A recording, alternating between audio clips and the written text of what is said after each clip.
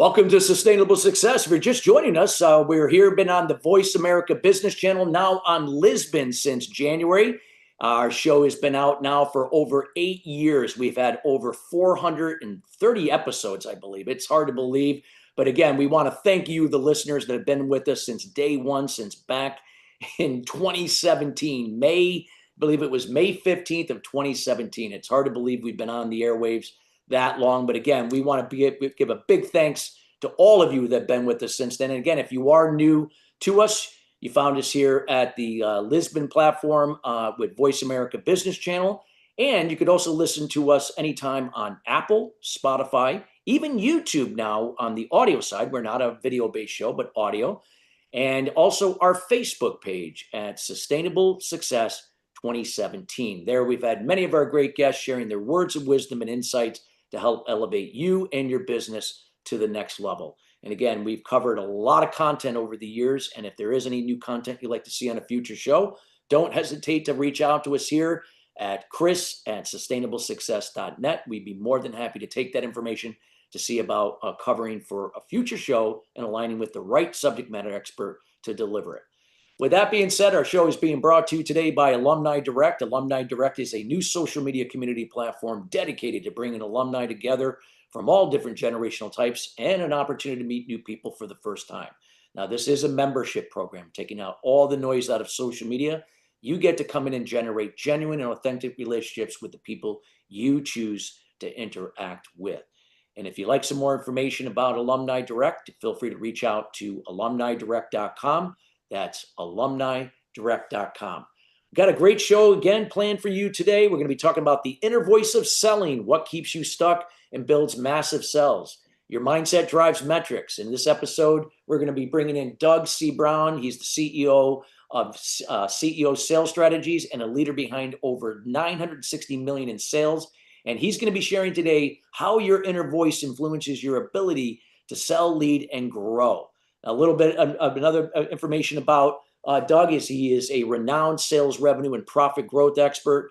And over his career, he has founded and built over 35 businesses, collectively generating over that 960 million sales we talked about. And as the creator of a predictable, reliable, measurable, math-based model for sales revenue growth, he has helped businesses achieve remarkable outcomes, including raising close rates by 143% and boosting product sales by over 4,150%. And Doug's latest venture Vibitno is a revolutionary sales automation software designed to increase sales revenue by enhancing follow-up efficiency, boosting client retention, and increasing sales productivity. And without further ado, we welcome Doug C. Brown to the show. Doug, how are you doing today? Hey, Chris. Thanks so much. I'm doing great. Thanks for having me here. Absolutely. We are so honored to have you here. And, Doug, we love this topic. We're here at Sustainable Success. We are a big advocate of a foundation that without a rock solid foundation, anything you build on it doesn't have legs to stand on. And when you talk about the inner voice of selling, I mean, I take that as that's a foundation, and it's either going to keep you stuck or it's going to build massive momentum.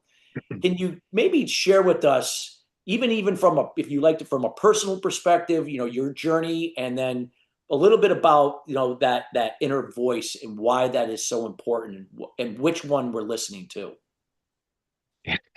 I think the last statement, the last sentence you said, which one we're listening to, is the most important one, right? So, I really didn't understand this, or I actually discovered this kind of in my 40s.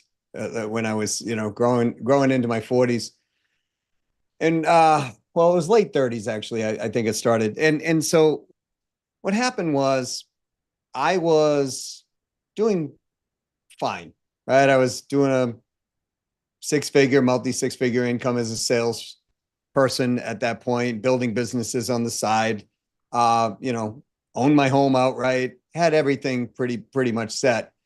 And then I had my first child. Well, I didn't. The lady had the first child. Yeah. I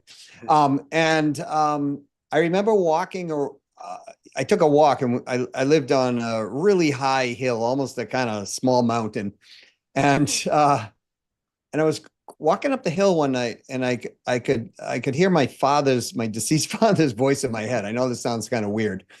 But what I realized was I was taking my income up to a multi six figure and then dropping my multi six figure income back down to under $100,000. Hmm. And he's like, when are you going to stop this? Right. It was that type of voice. And I was like, and what I realized is I have been doing this for years. I bring it up, bring it down, bring it up, bring it down. So, and then what I remember is my upbringing, that we grew up in a very blue collar environment, and they talked about white collar people not so nicely, right? It was more of Yeah. like, if you're not a blue collar person, now if you're a blue collar person, you're making millions of dollars, you're great. But if you're a white collar, you're not. And so what I realized was every time I was moving my income up over a certain period of time over those years, even when my father was alive, that I felt like my parents were pulling away from me, pulling the love away from me. And so what I was doing was backing it down. Now I was doing this unconscious, I just wasn't like thinking on a Tuesday, well, I think I'll drop my income, and you look back, you see the seesaw thing going on for 9 years. But then when my daughter came along, it was like, oh, okay, what's going to win? Her future or my past? And that's that inner voice inside of us talking. And fortunately for all of us, she won out. And, I ended up taking my income up to several $100,000 that first year, and then up to 494,000, soon after that, and just kept going and going and going and going. But if we allow that inner voice to get us stuck, and we do this all the time in every situation we can imagine, then what ends up happening is it not only limits our ability for earnings, but it also, or growing a company, or, getting in the right relationship, or whatever it might be, but it also just limits the quality of our life going forward. And this is something that we all have to, most of us on this planet have to address at one point or another. Yeah, I agree 100%. And, a lot of times, that inner voice, a lot of times that could be something that we bring from our childhood. I know for me, my inner critic, I call it the inner critic and the inner champion. And, for me, Doug, my inner critic was always this strong need for validation because I didn't get it growing up Mhm. from my father, Mhm. and so when I became an adult, I was always seeking that from other people. So if I was the best performer and I outdid everybody in sales or whatever I was doing, I would get that recognition. I was a recognition junkie, I guess. Yep. But it was never enough. It never sufficed. I was a people pleaser, as a result of it, through my passive communication and aggressive behavior. And it never filled up. So that inner voice, that inner critic was not serving me. It would maybe get me, thinking I could fudge it a little bit, but it would always backfire on me, and until I started to really elevate that voice to that champion level. Yeah, and you're hitting a key point. This usually forms earlier in our lives, or Yeah. when we're younger, right? So Yeah. I grew up in an environment, I guess validation was occasional, but it was always the validation of you're good, but you're never going to get to this level, Yeah. right? And I brought a B plus home, and I studied my soul off to get that B plus. It would be like, well, yeah, but your cousin got an A, that type of thing. Or I remember one time I wanted to be a musician originally, and this is how messed up our inner voice can get, right? Yeah. And if we don't, if it'll either allow us to take control of us on one side or take control of us on the other side. In your case, you looked for validation. I was 16 years old playing the piano one day, and I remember my mother walking by going, "You're never going to make it as a professional musician. Your grandmother's a concert pianist. You just don't have the stuff," right? And I was like, oh no, I'm never going to make it, right? Like the seeds of Yeah. doubt, you're good, but you're not good enough. That was the recurring theme. And, then I remember when I was going through college, I was selling music equipment to the bands that you and I grew up with, Yeah. right? Aerosmith, Oh yeah. Jake Giles, Extreme, Yeah. Billy Joel, the Eagles, right? Yeah. And I'm hanging out with these people and Boston. And so one day, Barry Goodrow from Boston, he was the guitar player. And he was And a then, technical guy from what I remember. Was he like he went to like MIT or something like oh no, that? yeah, that was Tom Schultz. That was Tom Tom. Schultz. That was Tom The, Schultz. Tom, Yes. yeah. So who I knew as well. And Barry's think of the guy like on More Than a Feeling who started playing the original, that one, Yeah. the riff. And then he had a band called Catcher in the Rye later on where they had a couple of singles. He said to me one day, he goes, you're a pretty good musician. And I said, well, thanks. Barry Goodrow from Boston, the biggest band out there right now, right? I mean, and I'm like, he goes, I think you should go to music school and network in with other musicians. And I'm like, okay, well, where? And he said, I don't know. We live in Boston, the area. Why don't you pick a school in Boston? So I'm like, I'm not ever going to get in because I'm not good enough, right? So I'll just pick Berklee College of Music. And then the New England Conservatory. And then I went to my audition at Berklee and they said, welcome to Berklee College of Music. And I was like, you got to be kidding me, right? It's like one of the, prestigious, music schools in the world, never mind the country. And again, my little inner voice was going, there must be a mistake, and all this stuff was going on. And so, long story short, I actually did become a professional musician. And we were actually going out on tour. And I decided around that period of time, I just didn't want to be hanging out in a bus with 6 other guys for 300 days a year, touring around, the country. But that was a different decision, right? So this is how our inner voice can influence us, not only in our business, but in our life in general. Yeah, so true. So true. We don't realize how powerful it really is. And and then, making that shift. I know, like, we got a little time in here in the first segment when we'll continue, and I know you'll go more into length in the second segment. But for if you want to share from a personal perspective of what you've seen, in your development working with others and that have gone from average to extraordinary and so on, how do we go about making that shift, with that inner voice, and listening more, like I said, I always used to call it the inner champion, and how we can be listening to that inner champion more. Is there certain things that we have to do, and how to think differently, that type of thing? Yeah. The first thing, quite frankly, is you got to create awareness around it, because a lot of people are just on autopilot and they literally don't know. Like they're just running a pattern. We all have friends who are like, why did John do this over and over and over behavior, right? And because it's on habitual behavior at that point. So what ends up happening is when we're young, we do things to cope, to keep ourselves safe.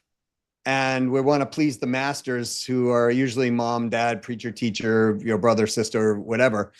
And as we are doing that, something inside of us is going, this isn't right. This isn't me.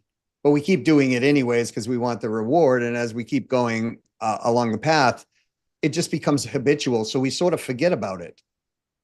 So the first step is we got to create awareness. And if we don't create awareness, we'll continue to keep that behavior over and over and over and over and over again. You'll see this in sales, for example, in my field.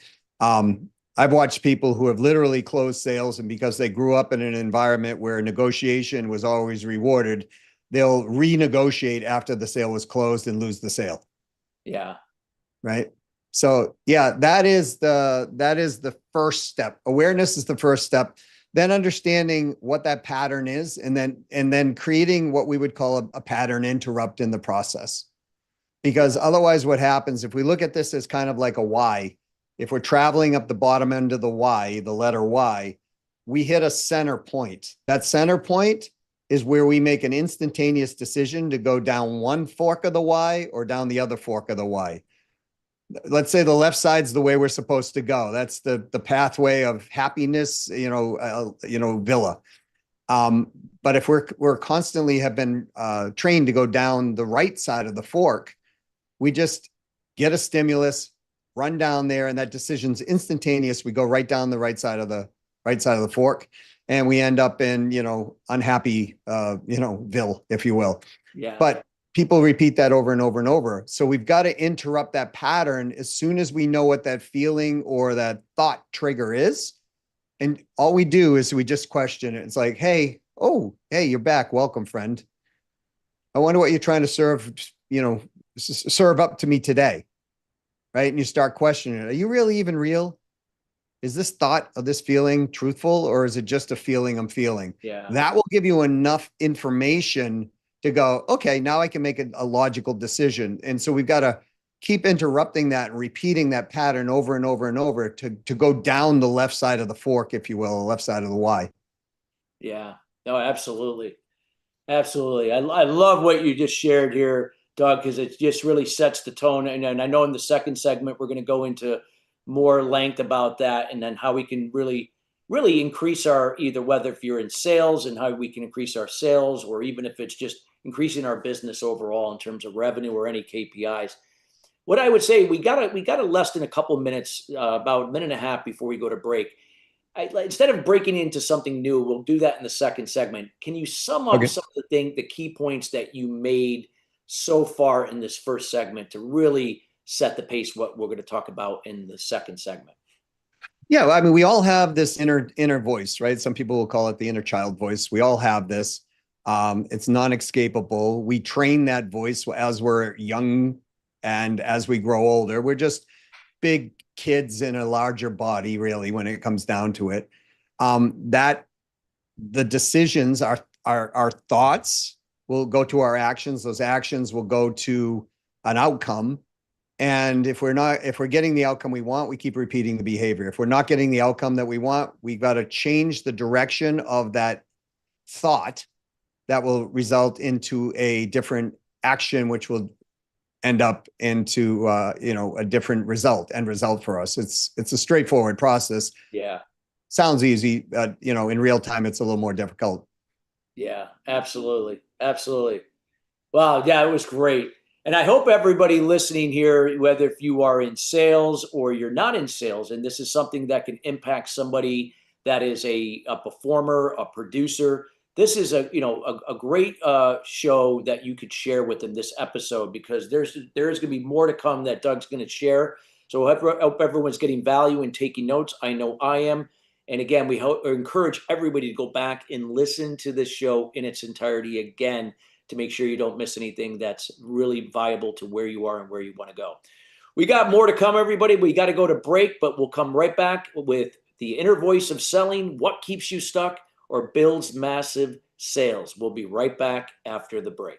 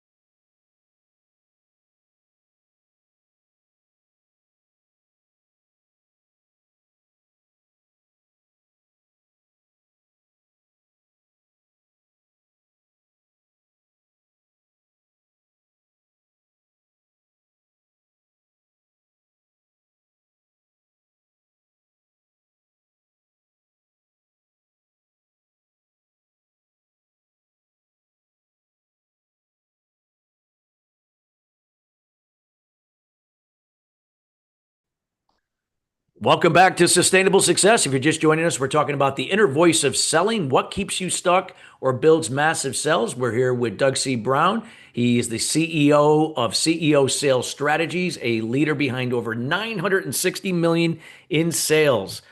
Doug, I mean, just great information to set the foundation, talking about the inner voice, as in this case, as it applies to selling and what's keeping us stuck or building massive sales. share if you could share with us any personal stories of either performers or your organizations, any of size, that you've seen where again this transformation or this shift in the inner voice really took them to the next level. Yeah, I mean, there's so many. I'll start with the smaller ones and work our way up. How's that? That's great.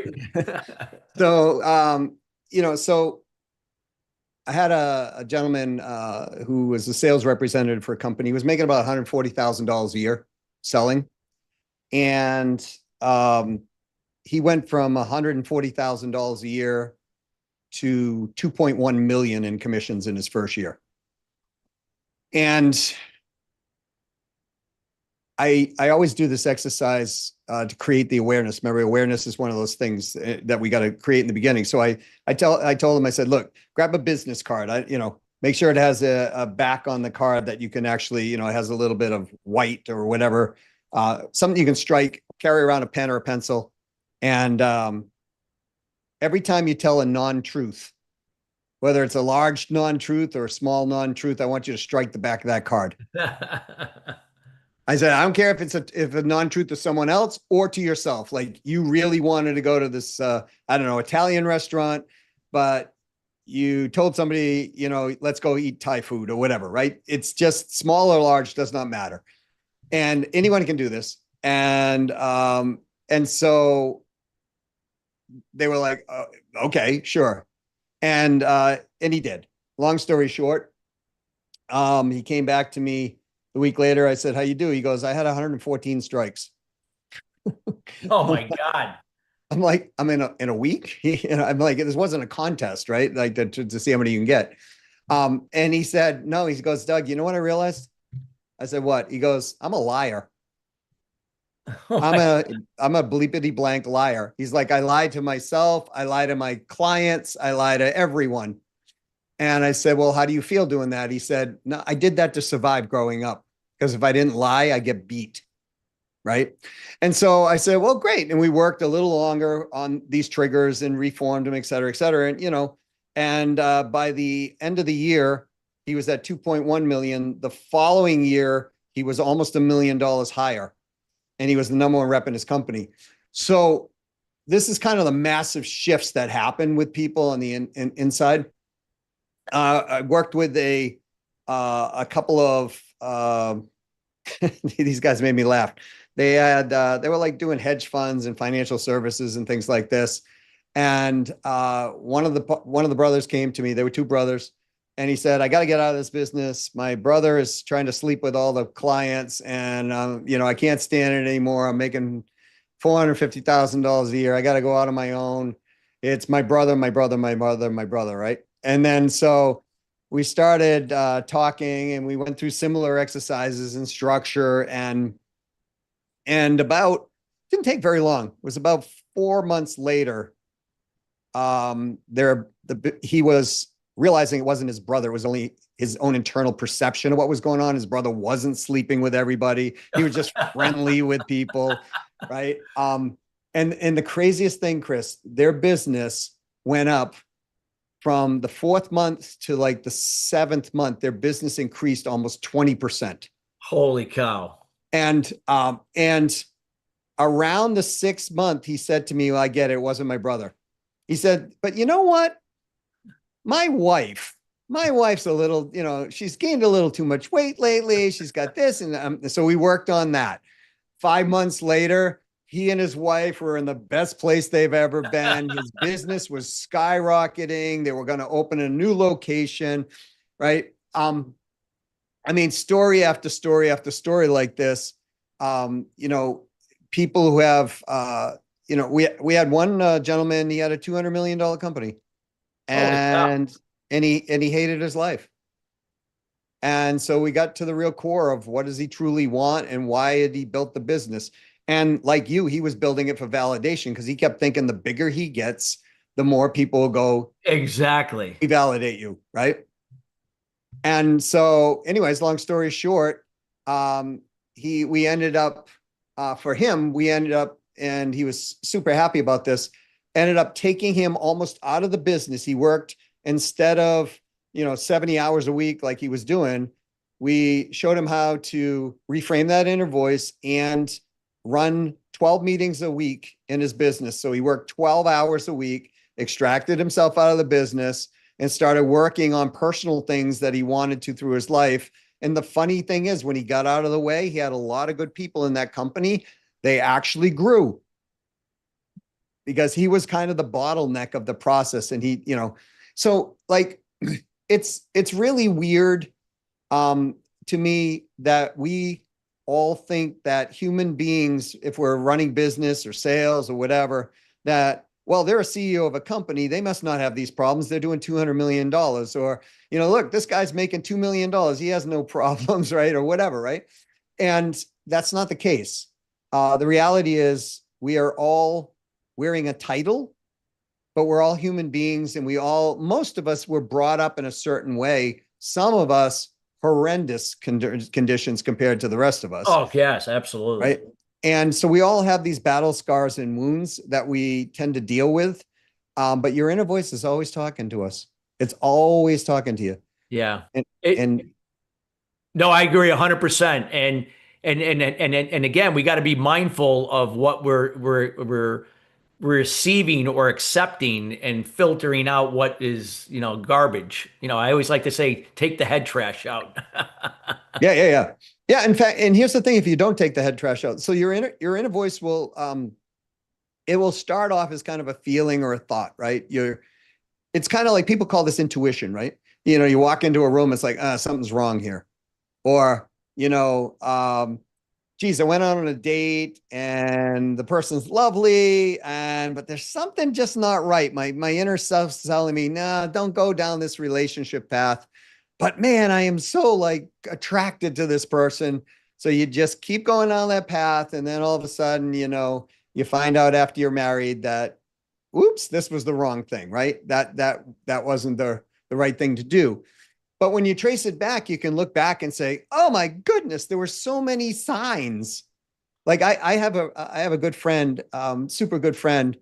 And she was told by her ex-husband's mother, don't marry my son. He's no good. He's a rat. Oh my God. I said to her, that wasn't a sign that mom is actually saying this? I'm like, did you actually see any signs of that yourself? And she said, yes, but I continued on. Yeah. And, and I know I've done things like that too, right? So the thing is it'll start as a feeling, and then it'll start to whisper over and over and over and over. If we don't pay attention to the whispers will get louder. We'll start to hear a voice like my dad. Yeah, in my head, right? It gets louder inside. Yeah. And then if you don't pay attention to that, it starts screaming at you. And if you don't pay attention after that, it's just going to smack you upside the head. And some people start to say, well, that's kind of leading toward a crisis. Well, that's the final part of your voice trying to say to you, you're going in the wrong direction. We need to go in a different direction. Yeah. And that's what people, a lot of times they avoid that until it gets to a crisis situation. And then it turns into this really awful show for them. And they're like, well, why is this happening? Because you denied it for the last 9 years it was speaking to you or whatever, right?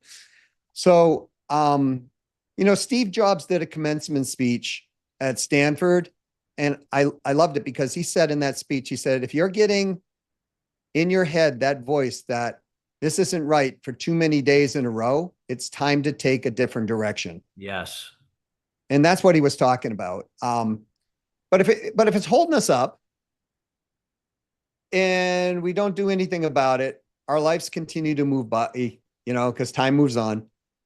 So, the guy who went from 140,000 to 2.1 million in the first year, he just got to a point where, he had enough. He knew something. We all know. That's the weird part, Chris. We all know something's up. Yeah. Internally. We know, but a lot of people will deny it. But you can't outrun it unless you die. And then I don't even know if you outrun it after death. I'm not even sure yet because I haven't been there that I can remember. Yeah. No, some great stuff you could share there. and what you did there. And, I can relate 100%, what you said about the voice. And I know for me, it was, I had to learn to give myself permission that, things weren't going to happen overnight. I had to trust this process. And, Yeah. and any other insights that you could share, Doug, that could help, somebody here that's struggling with that, in this case, that negative inner voice, not the positive, but how to get, get on track. If there's anything else that could help them kind of like, again, quiet that critic and raise that champion from within. Yeah. I mean, I'm really thankful to a gentleman. He wrote a book called Inner Voice. His name's Russ Whitney. And I was fortunate enough to actually work with Russ and help him develop part of the training process for that. And I always recommend this book. It's called Inner Voice by Mr. Russ Whitney. Yeah. And it's he was a very successful businessman, lost 80% of his net worth, his family, everything overnight, publicly thrown out of companies. And he went on this quest, like, had it all, like where's the truth in this whole process, right? So it comes at it from more of a business, but an everyday point of view. I would read that book or listen to the audio, certainly, and start immersing ourselves into places. So there's this inner voice process that there's a lot of information out there that we can listen to, right? And that gives us a reflection. I mean, I've done lots of Tony Robbins courses. I've done, I've listened to Oprah Winfrey. I listen to, pretty much anybody. And then I say, okay, I agree or I don't agree with this. But the fun part is you're getting active feedback, right? From that process. But then there's also the environment. We've got to get around people that are going to be supportive to us. Yeah. And this is the other part that people miss. So we've got to be around those people who are going to be supportive to us. And I'm not saying supportive in the way that they're like, oh my goodness, your life has been awful and you've been done in and, all this other stuff. I'm talking about the people who say, look, that shirt doesn't really flatter you. And here's the reasons why, and here's some other ways of thinking about this from a proactive building standpoint. So we want to get ourselves into communities. So if you want to learn to sell better, for example, get into communities where there's $1 million plus sellers and learn from them what they think and how they frame their brain every single day. And then, you do what they do. And you'll also start getting results that they do because they think differently, not radically differently, but differently. And so search out the people that you want to be like and get in an environment around those people. And you will start to have a different thought. The old adage of you're the sum of the 5 people you hang out with the most. Yeah. Right. And this is so important because you could do all the study in the world, but if you hang in to those other groups, which means sometimes you got to let go of that, you will reshape your environment and that will be an added plus and help you boost up what you're doing on the inside. There's great study, Chris, on this that. Yeah, please share. Yeah, they took people from really, I would say, very dire, hardcore circumstances growing up in life. And, these are people who basically it was like, you have 2 choices. You can go to jail or you can go into the military. That's your choice, right? And I remember when I was in the military, there were a bunch of people like this. And they were nice people. They just, grew up in a really bad environment. And so they studied these people who, for a long period of time. And as long as they were in the military, they rose to the top of everything that was going on. They were getting ranked, they were, and they stayed in. And within a year of them getting out of the military and going back into where they grew up, they ended up in challenge with the law again. Wow. And so that is a super powerful analogy. Of why our environment is also important in this process. And no, that's true. That's true. And what would you say, like, if they're not in a good environment, they have to do their best to put boundaries and find a better, you know, just because again, that that environment with that they're currently in could be getting in their way. Whether it's even even a business, a company they work for, and maybe it's just not a healthy environment for them to grow, that type of thing. absolutely. Yeah. And if it is, get the heck out of that company, move Yeah. on. Yeah. Right. And, when people, talk to me about that, I just say Oprah Winfrey. Right. I mean, if you look at her life when she grew up and she became Oprah Winfrey, she didn't do it by hanging in the place that she grew up. And she made decisions that were tough and got around other people who were supportive and really, I mean, she's Oprah Winfrey. Yes. Right? So, you can look through history. There are a plethora of people who came from worse circumstances than we came from. And I mean, we, for all of us, you can always find someone who has it worse than you do. Yeah, absolutely. And they've risen out of that to become who they are today. Yeah, so true. No, I love what you shared there, Doug. So powerful things.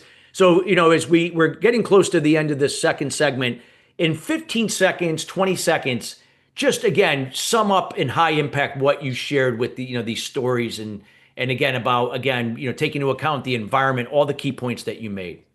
Yeah. And so the summation would be no matter where you are, you challenge your inner voice, pay attention to it, work through the processes of doing that, and you will absolutely rise up in the direction you really would like to go. But we've got to do two things. One, we've got to recondition our mind, and that's with positive material, like stop reading the magazines of the death of the news of the day and get your head into something that is much more proactive. And then get in a new environment. And it's not always going to be easy to shake out of that old environment, but you get in a new environment that is far more supportive based on what you want to achieve, and hang around with people who have what you want and ask them how they got it and what their mindset is around that process. Wow. Thank you. Powerful stuff here, everybody. Hope everyone's taking notes. Again, this is great information. This is going to be the difference between where you are and where you want to go. We can't stress the importance of what Doug's sharing about the inner voice and why it's so important. Don't take it for granted. And we got more to come when we come back here after the break, where Doug is going to kind of tie all the puzzle pieces together, so to speak, to really help elevate you to the next level. We'll be right back after the break.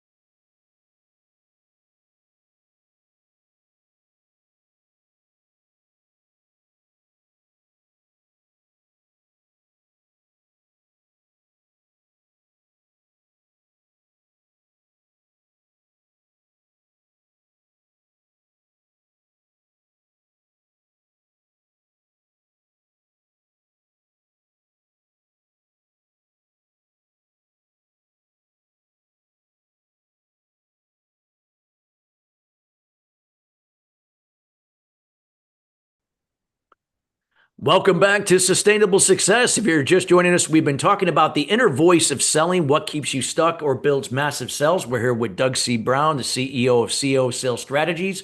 Today's show, again, is being brought to you today by Alumni Direct. Alumni Direct is a new social media community platform dedicated to bringing alumni together from all different generational types and an opportunity to meet new people for the first time. It now also features a new section called the professional athletes area, from athletes to entrepreneur. Yes, for those professional athletes that are transitioning from their sport into everyday life. That could be either starting a new career, starting a business, buying a franchise. Well, guess what? You don't have to do it alone. You can now formulate groups that will help you to make this transition seamless with other people that are doing the same. If you'd like some more information about that, feel free to reach out to alumnidirect.com. That's alumnidirect.com. So, Doug, you just shared so much critical information in this show. It's just such valuable information of what you've done personally, what you've done with other clients that have, made these mindset shifts, moving forward.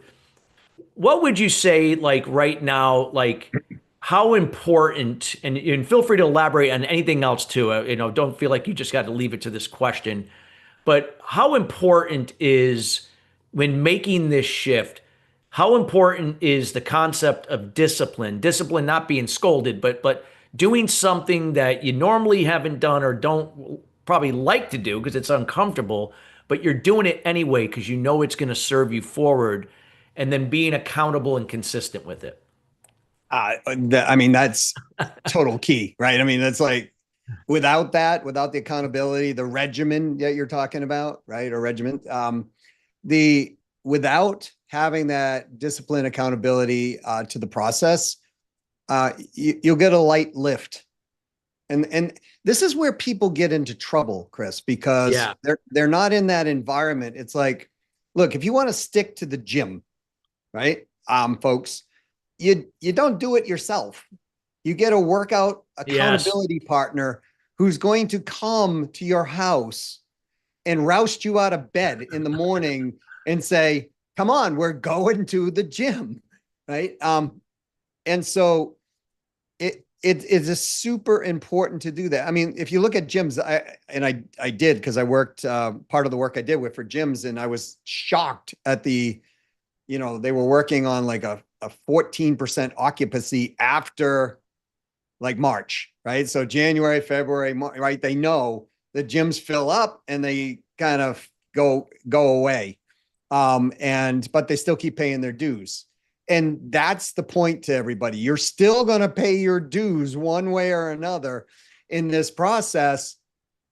But if you're not, just like if you don't go to the gym, you're still paying your dues, but you're not getting the results you want.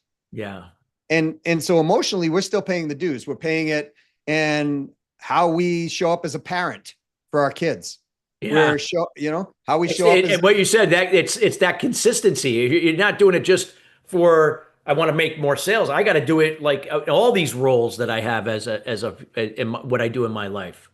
Yeah. And if you think about great athletes, right? I mean, Tom Brady, love him or like him. He had a had a regiment, discipline, right? And, he's Tom Brady.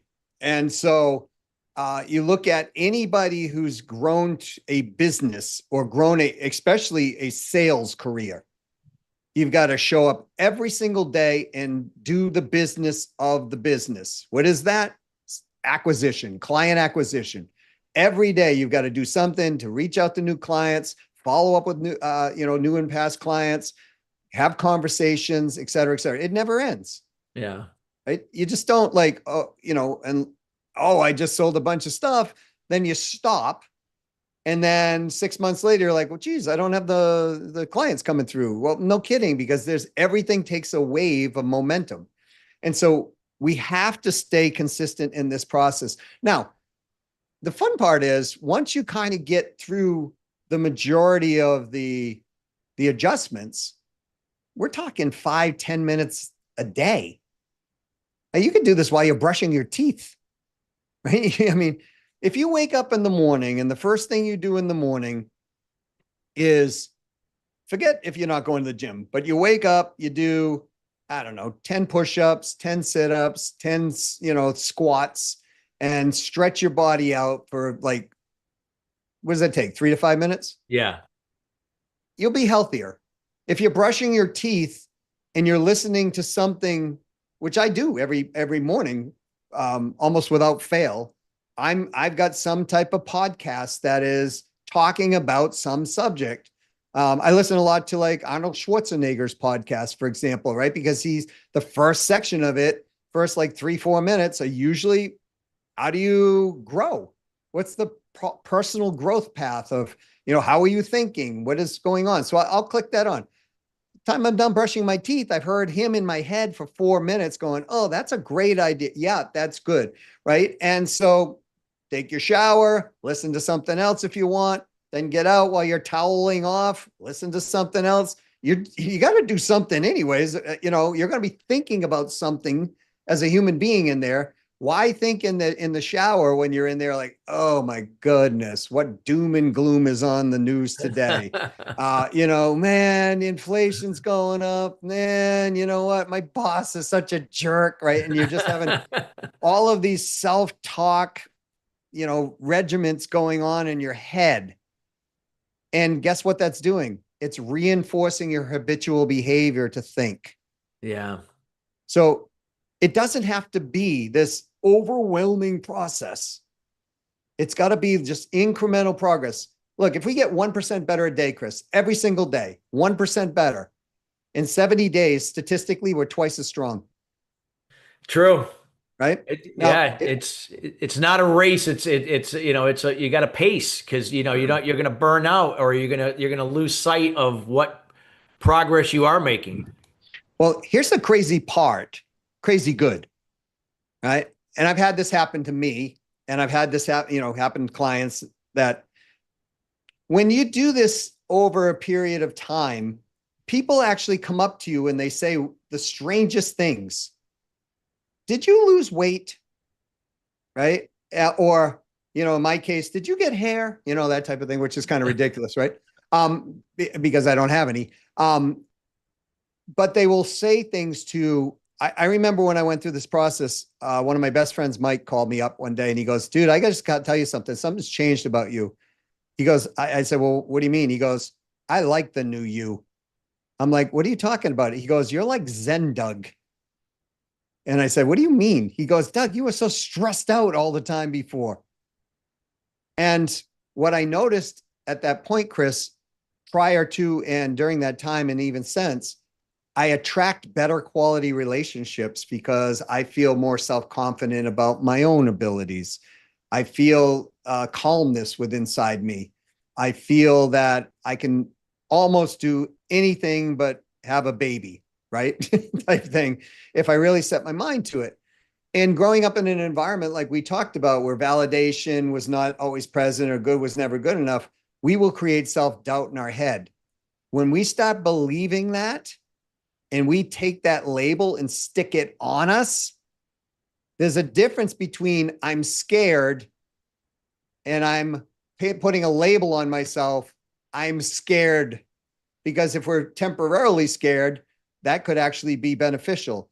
But if we always have that label on us and we're looking in the mirror in the morning going, I'm a fraidy cat, I'm a fraidy cat, I'm a fraidy cat, then what's going to happen is when somebody pushes back on us in a conversation, we're going to cave when we don't want to. Yeah. Right. And so if we're in a selling position, we can't cave. But what do people do? When they don't cave, they get angry. And so what do? They'll try to crush their objection. They'll lash out in a way that they weren't, they know they're not supposed to.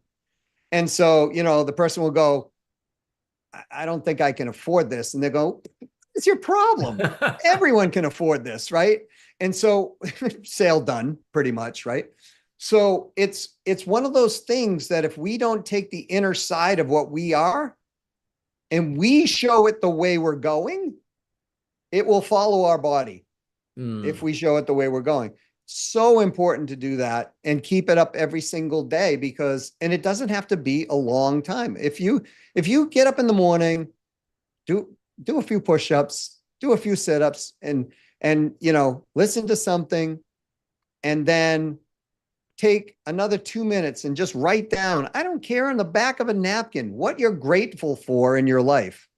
And you just do that every single day. And when you go to bed at night, you do the same thing. Just a few minutes, a few push-ups, sit-ups, whatever, write down what you're grateful for in your life. Things will start to change right then and there because we're focusing our thoughts in the positive, not the negative. Yeah, so true. I love that advice. I hope everyone feels, let that sink in, what Doug just said, because it's so true. And again, tying back why we have to be consistent with this process. And that you got to trust the process as well. That things don't happen overnight, as stated. Doug, as we get near the end of the show, if there's anything else that I didn't ask or that we didn't cover yet that you feel is still highly valuable to connect the dots of everything you shared here today, if you'd like to share that about the power of the inner voice taking us to that next level of sales. Yeah, I think we've got to sit down and actually get very clear on what we want in our life. Yeah. And that's the thing that most people don't do. Or it's very vague. Yeah. Yeah. It's extremely vague. I'd like to make some money. I'd like to find a gal or a guy, I'd like to lose some weight. Well, okay, that's great, but like, it's not specific. yeah. And why? Why do you want that? So I would think, now this is a metaphorical exercise. I don't want anybody doing this for real, except just the exercise, not this part of it.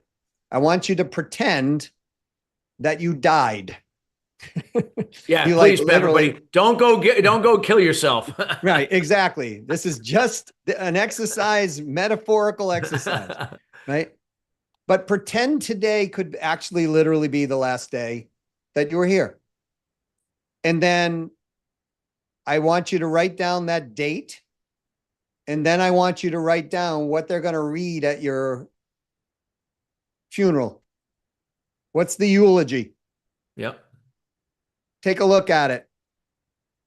And then as you look at that, ask your question, is this truly how you want to live the rest of your life? And if the answer is no, then do part 2 of this. This part's super, super, super important. Put down your pen and paper and go do something fun for at least 15 minutes. And I mean fun. Go listen to a comedy tape, go do whatever it is, play basketball, whatever you like to do for at least 15 minutes. And then come back in a very quiet environment. And I want you to write down the date that you think you may pass away. If it's 50 years out, write down that date, and now it's 2025, 2075, this date. And then what I want you to do is I want you to write your eulogy that you're going to hand to your best friend and say, read this at my funeral. And then compare the two, because that will get you motivated enough to go, okay, this isn't what I did want, or maybe it is. Maybe it's exactly the same and you're in good spot, or it's going to be like, okay, I didn't want this, but I've been living my life to this place. Now I'm going to live my life to this place. So you decide and you make a commitment, but there's one other piece. Forgive yourself for all the stuff you didn't do prior to. Because if you carry all that anger and fear and frustration into the future, that's what's going to hold you up. Yeah, absolutely. Well, Doug, this has been such a wonderful 1 hour with you, sharing your insights. I can't tell you how valuable this information is. I want to thank you for taking the time out of your busy day to be with us here at Sustainable Success, and everybody here at Sustainable Success for sharing this information with our audience today.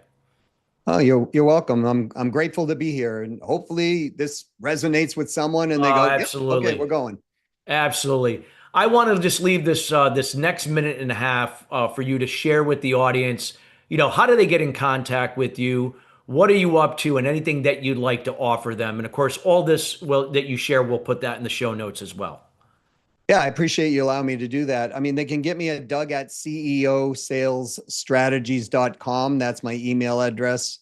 If they want to call me, 832-549-4836. That's my cell phone number. People go, why do you give your cell phone number? Because I literally want to talk to people. Or they can check me out at Doug Brown 123. That is my LinkedIn. As far as what we're up to these days, we're actually kind of making a transition. We've been helping clients. We're still doing this, help them with sustainable revenue growth and profit growth in their companies, working with business owners, CEOs. But I'm not really happy with what's happening in life today for people. People are getting older, can't retire because they run out of money within 8 to 12 years. And the young 20-year-olds are thinking, man, I'll never own a home or this or that. And the guy and gal in between is stuck in a job they don't want to be in and they want to get out. So I went to a bunch of my friends. I said, hey, we're gonna create some things that we can help people make $100,000 a year or more in their first year, even if they have no experience. And yeah, and so we're training people on how to do that. The first one we're doing this in, and we're actually forming a life insurance business where people can come in and join us on the life insurance business. And I'm also teaching them, sales skills, revenue growth skills, how to build a business, and how they can do that, in a part-time basis. So that's my new thing. If people are interested in that, reach out to us. We have a software company, we have a training company, we have a brain health and memory health company we're involved in as well. So pretty busy, but that's what we're doing. Thank you so much. And we highly encourage everyone to take advantage and get in touch with Doug, reach out to him. We'll make sure again to have that information here in the show notes. Thank you again, Doug. Appreciate you. And listeners, we want to thank you each and every week joining us here at Sustainable Success. Again, we are committed each and every week in bringing in subject matter experts like Doug in to share their words of wisdom, insights, and personal experience to help elevate you and your business to the next level. So again, I want to point out again, reach out to Doug. There's a lot of great stuff here, a lot of opportunity. Don't let this opportunity pass you by. And again, if you'd like to see content not covered here on this show, feel free to reach out to our team at chris@sustainablesuccess.net. We'll make sure to research it and see about covering it for a future episode. Till then, everybody, have a great rest of your week, and we'll see you next week. Take care.